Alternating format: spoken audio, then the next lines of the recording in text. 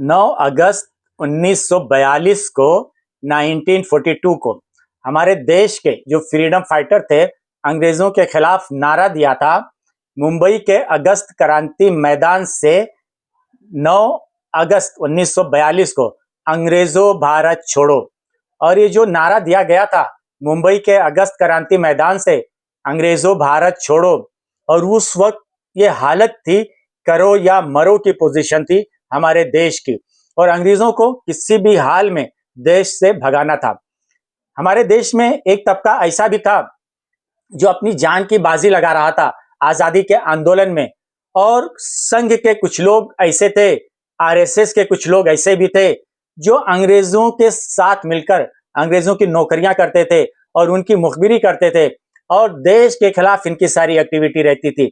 और इनका यह था कि अंग्रेजों को यहाँ पे रहने दिया जाए, उनके साथ लड़ाई ना किया जाए, उनको हिंदुस्तान से भगाया ना जाए।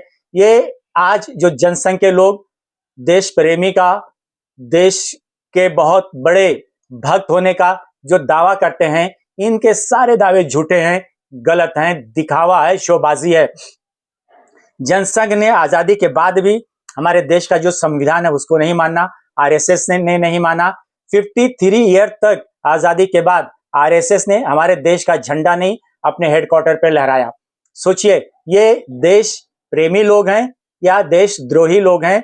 जनता को डिसीजन लेना है। हमारे देश की जो नई जनरेशन है उसको तारीख को समझना है, हिस्ट्री को समझना है, और यह फैसला करना है कि हमारे देश के लिए कौन अच्छा है, कौन बुरा है।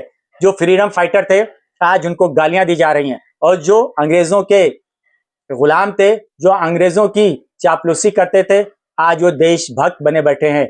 आप सोचिए इनके कथनी और करनी में कितना अंतर है। अब हमारे देश की जनता जाग चुकी है, जवान जाग चुका है, किसान जाग चुका है।